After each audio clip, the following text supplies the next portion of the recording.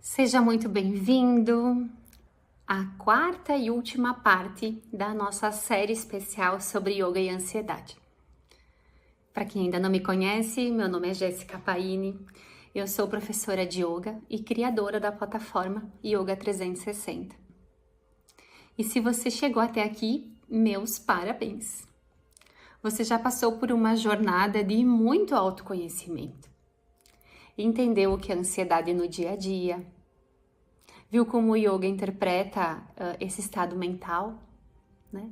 Percebeu como a necessidade de controle nos aprisiona e alimenta a ansiedade. E agora, então, chegamos à parte que muitos estavam esperando. As 5 práticas para você colocar em ação. E com o tempo, como falei para vocês durante todas essas outras aulas, com o tempo, ir construindo, ir mudando a sua forma de viver com menos ansiedade. Quero te dar algo assim bem prático, algo que realmente te ajude a validar tudo que a gente conversou. Então agora é a hora de se questionar. Tá, eu sou bem ansioso e bem ansiosa, né? O que eu faço agora? Tá, Jéssica, essa teoria tá linda, mas e o que eu faço agora? E é isso que eu quero te mostrar hoje. Então, respira fundo, porque agora a transformação começa a sair da teoria e entra de vez na tua vida. Bora lá. Deixa eu olhar aqui as minhas anotações. Então, pegue papel e caneta e quem quiser, anota aí. Primeira coisa, admitir.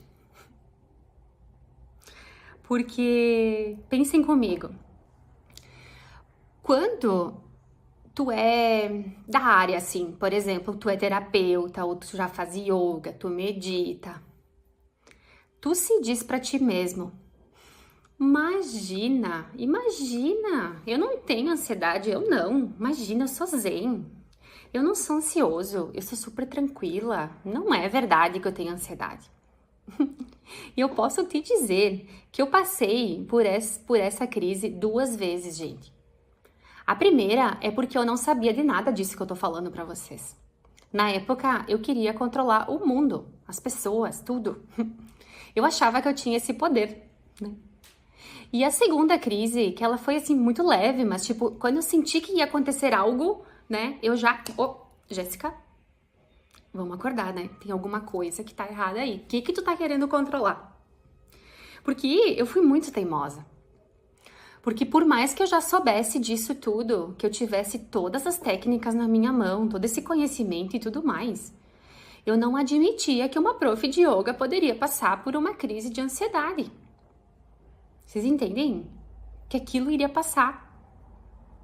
Mas no momento, pasmem, eu não me toquei que eu tava mais uma vez querendo controlar algo que não era meu, que não era da minha alçada. Teimosa de uma mula. Querendo controlar o tempo, subestimando o meu corpo. Vocês entendem isso? Quando eu me dei por conta, assim, porque daí, quando tu vai conhecendo isso, tu vai te vigiando e é muito rápido de acontecer, de tu acordar, sabe? E quando eu vi que tava mexendo em coisas que não deveria, né? Quando eu vi que eu não tava, que não era eu que ia decidir, né? Aí, o que eu fiz? Eu admiti e tomei uma atitude. Passou assim, depois que eu tomei aquela decisão, passou assim, num passe de mágica. E essa foi mais leve porque eu tinha esse conhecimento já. Mas mesmo assim, é algo construído. A gente precisa continuar se vigiando para não cair nas mesmas armadilhas. É a humildade de dizer, eu sou humana, eu tô surtada. Tá na hora de fazer alguma coisa. Acorda pra vida.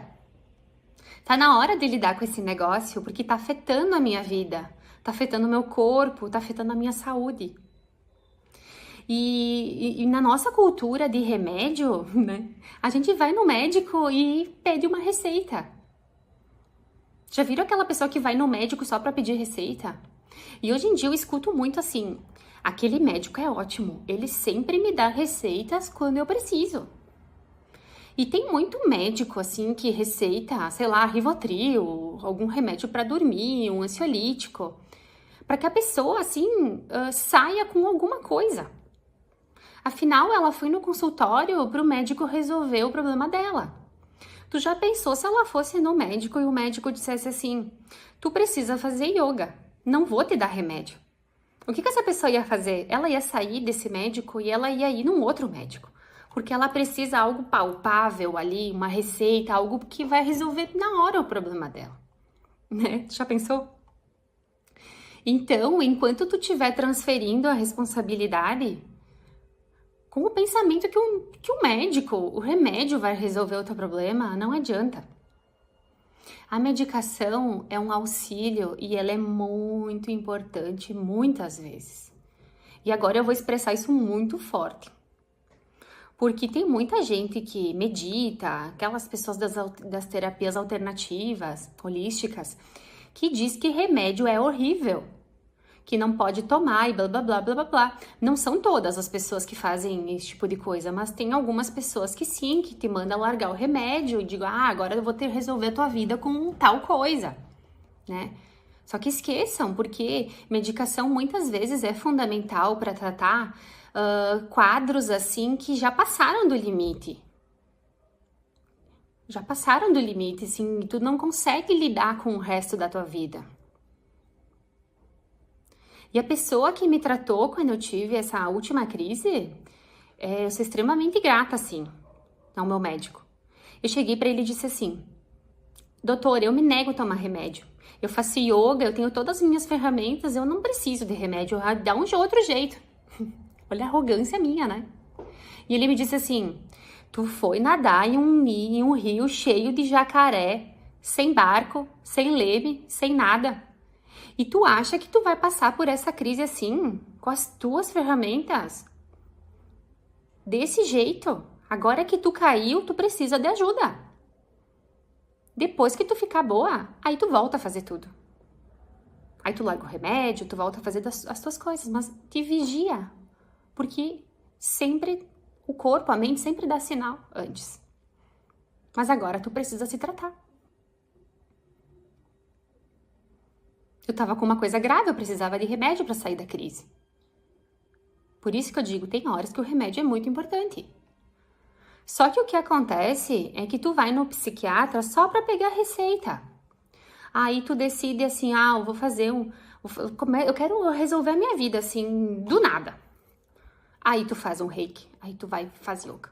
Aí tu vai e faz o teu mapa astral. Aí tu vai lá e tu procura faz um tarô. Aí não sei mais o que. E aí consulta 700 terapeutas diferentes. Aí um diz que é coisa da tua vida passada, outro diz que é por causa dos teus ancestrais, outro por causa da tua criança, outro por causa da tua alimentação. E a tua cabeça fica assim, ó, explodindo. Que um bolo na tua cabeça. Isso é o quê? Uma vontade absurda de resolver um problema em um passe de mágica. Então, que fique bem claro, né, que a medicação é uma ferramenta fantástica para certos casos, como o auxílio no processo para quem já teve uma crise de ansiedade, uma crise de pânico. Quem já teve sabe que o medo de ter uma nova crise é a coisa assim mais paralisante que pode acontecer na tua vida. Tu fica com medo de ter outra crise, outro ataque. Então, para deixar bem claro, medicação é uma ferramenta fantástica para certos casos, como um auxílio no processo, porque quem já teve uma crise de ansiedade, uma síndrome do pânico, sabe que o medo de ter uma nova crise é uma coisa muito paralisante. É a coisa mais, digamos que é a coisa mais paralisante que pode te acontecer na tua vida. Tu fica com medo de ter mais uma crise, um ataque, não é verdade? Quem já passou por isso? Quando tu começa a tomar uma medicação, que tu tá assim numa crise grave, tu começa a tomar uma medicação que tu sabe que vai fazer com que tu não tenha outra crise, tu começa a retomar a tua vida. Então, sim, é muito, muito, muito importante. Mas é dentro de um contexto onde tu diz assim, cara, a coisa saiu do controle, eu não consigo mais lidar com isso, eu preciso de ajuda. Número 2, larga todos os terapeutas e coisas que você escolheu para resolver de imediato a tua vida. Escolhe uma coisa só, uma coisa que faz sentido e segue com uma coisa por vez. Porque senão a gente começa, deve ser isso, deve ser aquilo. Isso só confunde e atrapalha o processo para que tu possa identificar as causas. O que está acontecendo para que tu possa colocar em prática uma coisa por vez. Uma coisa por vez. Porque cada terapeuta vai te dizer assim para usar uma ferramenta diferente. Um tarólogo vai te dizer para seguir um caminho, a consteladora para outro caminho, a terapeuta para outro caminho, a psicóloga para outro caminho. E se tu fizer tudo junto, tu vai ficar louca. E não vai fazer nada, né? Então, uma coisa por vez.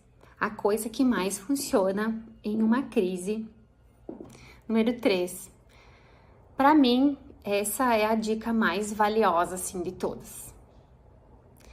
Assim, para aquele momento, assim, mais full, sabe? A coisa que mais funciona em uma crise... A coisa que mais funciona em uma crise é um exercício físico intenso. Para mim, correr foi o que me salvou. Sei lá, mas tu tem outras opções, né? Correr, nadar, dançar, pular, o que quer que seja.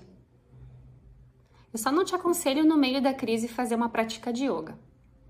Por mais intensa, assim, por mais intensa e cheia de movimentos que ela seja, porque a prática de yoga, ela tem um componente de introspecção. Que quando a gente tá surtando, não é o momento de ficar introspectivo, né? Pensando na vida. Quando a gente vai pro tapetinho, a gente acaba ficando nós, com nós mesmos e os nossos pensamentos. Entende o que eu quero te dizer? Dessa introspecção. Tu vai introspectar quando a tua mente estiver melhor para conseguir processar aquilo. E não quando ela tá assim... totalmente cheia de vrites, que é o que a gente chama, né? Desregulada. Então, o exercício físico te tira da cabeça.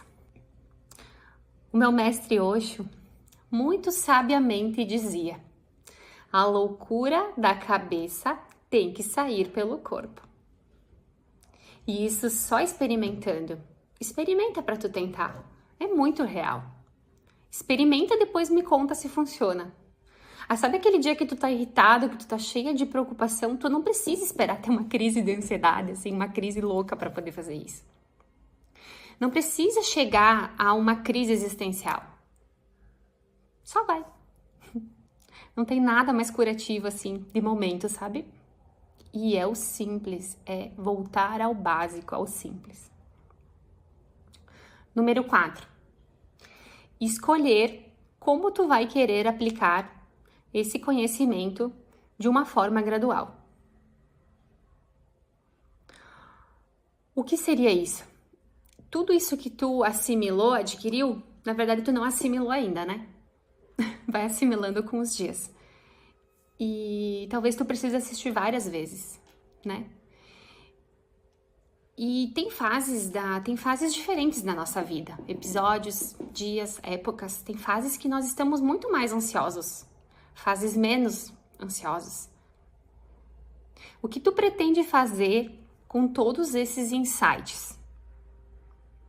Para que a ansiedade comece a ir desvanecendo. Eu vou fazer terapia? Eu vou estudar mais sobre o yoga? Eu vou tentar me conhecer um pouco mais? Eu vou tentar vigiar mais as coisas que eu tô fazendo, os meus pensamentos? Eu vou me matricular em uma academia? Eu vou ir caminhar e correr todo dia? Eu não sei. Mas se a ansiedade te incomoda muito, e algo que eu falei faz sentido, alguma coisa tu vai ter que pegar.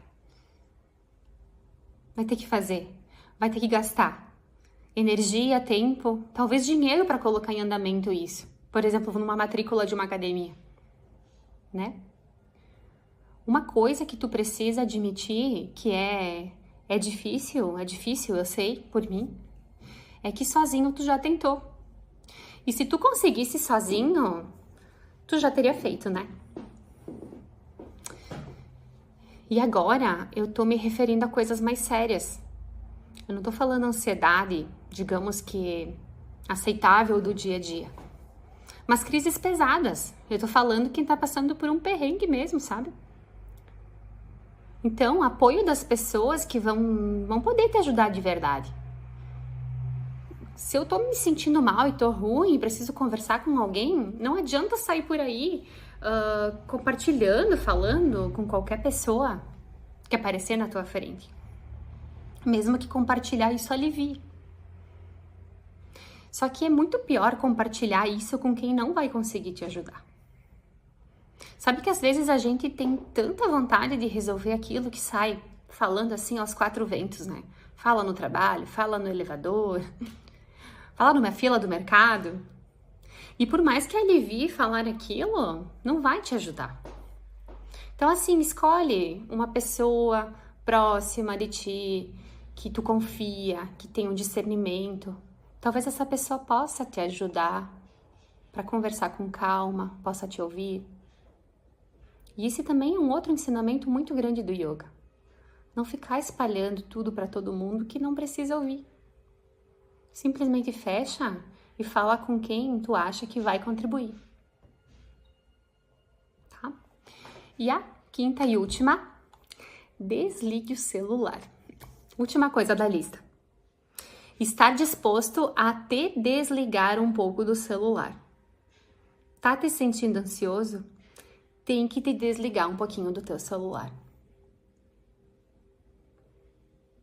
Quando a gente tá muito ansioso, assim, só pra finalizar uma última coisa importante, quando a gente tá ansioso, a gente tende a sentir muito medo, né? E às vezes é difícil da gente reconhecer isso. Às vezes nós mascaramos o medo com outras coisas. Pensem nos últimos momentos de ansiedade de vocês. O que vocês sentiram? Medo de ficar doente? Ou de alguém próximo ficar doente? Medo de não ter dinheiro suficiente para passar o mês? Para pagar as contas? Medo de não conseguir se manter? Medo de ser demitido? Não sei. Vocês sentem que tem um componente de medo muito ligado a tudo isso, né? E a gente tende a sentir muito medo. Vocês reconhecem isso? E no Ocidente, né, qual é a nossa relação quando a gente sente medo? A nossa reação com a gente mesma, né? Imagina que eu vou sentir isso. Capaz. Eu sou mais eu vou dar conta. E boto uma armadura de guerreiro. Mas capaz, eu vou resolver isso aqui. Imagina que eu vou ser fraca. Eu não preciso de ajuda. Sabe? E falando por mim, falo um palavrão agora, cagada de medo com tudo que tava acontecendo fora do meu controle. E tava eu lá, fortona. Imagina que eu vou pedir ajuda. O que vão pensar de mim? Eu sou forte? Né? Alguém se identifica com isso? Porque a gente pensa que o oposto de medo é coragem. Como se tu tivesse que ter coragem para lidar com as tuas coisas. Tu acha que ter coragem é ser fodona, dar conta de tudo sozinha, que ser corajosa é ser forte. E não. Dizem meus mestres que o único antídoto do medo é o amor. Sabe quando tu tá apaixonado? Quando tu tá amando muito? A gente não diz que o amor nos dá asas. A gente não tem aquela sensação que tudo é lindo, a sensação de ser invencível, de que nada vai te abalar. Os olhos brilhando, borboletas no estômago. E a gente consegue perceber essa sensação em momentos de grande amor. Quando a gente se sente muito conectado a algo. Não tem como, se tu estiver sentindo esse amor mais puro, do medo entrar no teu coração. Aí tu talvez vai pensar, ai, mas eu amo tanto aquela pessoa que eu tenho medo de perder ela. Mas aí é outro papo. Aí você já tá entrando na ansiedade de novo, né? Você já tá com medo do futuro, de novo, né? Já tá preocupado com algo que vai acontecer e tu não tem controle. No aqui, no agora, nesse momento, tu não tá sentindo isso. Então, assim, bem no fim, no resumo de tudo, o maior segredo é a gente trazer mais amorosidade para nossa vida. E essa amorosidade vai ocupar o espaço do medo, da ansiedade. E não é tão difícil assim. A nossa tendência é sempre tentar resolver sozinho, achando que realmente vai dar conta de tudo. Só que não, né? É justamente ao contrário. E o que eu quero te dizer é que tudo isso serve para tu compreender que apesar de toda essa teoria, dos insights e de tudo que falamos, o intuito é tu não te fechar quando tudo isso acontece. É tu te abrir para as pessoas que realmente te amam, para te ajudar a cuidar de ti. Tu tá precisando muito naquele momento. Tu tá precisando de ajuda, de um abraço, de um colo. E quanto mais tu suavizar, tu amolecer, quanto mais tu abrir, tu vai se sentir que esse amor derrete teu coração. Experimenta. O conhecimento do yoga precisa experimentar. E essas 5 práticas que eu compartilhei, hoje são sementes. Talvez no começo pareçam pequenas demais diante da ansiedade que tu sente. Mas é exatamente assim que a transformação começa. Com pequenos gestos, pequenos movimentos diários, mas com muita consciência. E lembra sempre, não existe mágica, existe prática, existe decisão, existe amor. E essa escolha de trazer mais amorosidade para a tua vida é somente tua. A escolha de se observar com mais gentileza é tua. A escolha de praticar mesmo nos dias mais difíceis é tua. E quando eu me refiro a praticar, eu quero dizer que você pode praticar yoga fora do tapetinho. Isso tudo que você ouviu é praticar yoga. E quem assistiu até o final pode compreender porque eu falo tanto que o yoga não é só corpo, que o yoga não é só posturas no tapetinho. O yoga é um universo de conhecimento. É o estudo da mente. E se essa série fez sentido para você, compartilha com alguém que também pode se beneficiar dessas palavras. Me acompanha nas redes sociais. E se quiser aprofundar ainda mais esse caminho, vem conhecer a plataforma Yoga 360. É lá que seguimos juntos nessa jornada de autoconhecimento, evolução e uma vida mais consciente. Eu te agradeço profundamente pela tua presença aqui. Foi uma honra caminhar contigo. Namastê.